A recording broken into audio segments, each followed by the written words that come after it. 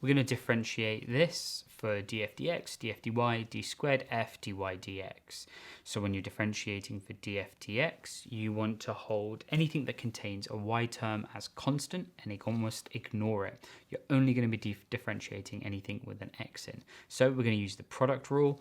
Obviously, the product rule for this is for df dx, by the way, is u dash v plus u v dash. So if we make u equal e to the minus x and v equal sine x plus y, u dash is obviously just minus e to the minus x, and v dash is going to be cos x plus y. I use the chain rule here. I don't know why you'd be watching this if you don't know how to use the product rule and do the chain rule, but I have specific individual videos on my channel explaining how to do them. We're now going to plug them in here, and you're now going to get e to the minus x. I'm going to factorize that out. Cos x plus y minus sine x plus y. And yeah, that's it. We're done. Pretty straightforward. So now let's move on to df dy.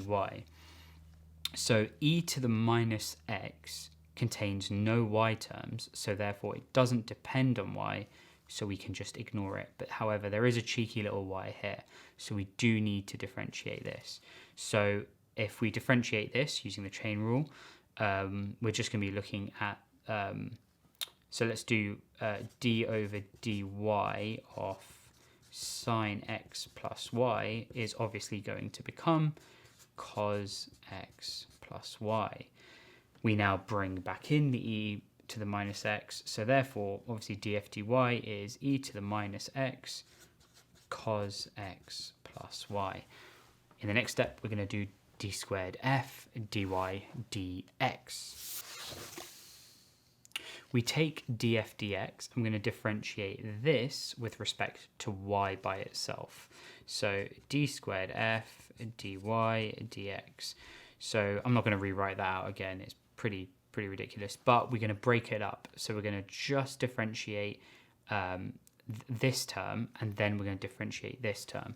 So d over dy is going to be of cos x plus y is going to be minus sine x plus y. Now we're going to do d over dy of minus sine.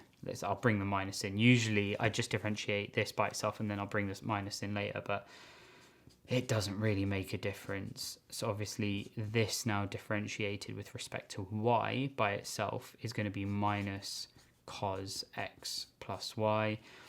And then we can bring back in our e minus x because obviously it doesn't have any y terms, so we treat it as a constant, we pull it away. And that means if we bring it back, our d squared f dy dx is going to be minus e to the minus x, because obviously we've got a bunch of minuses here that we can just pull out, and it's going to be sine x plus y plus cos x plus y. And that's it. We're done.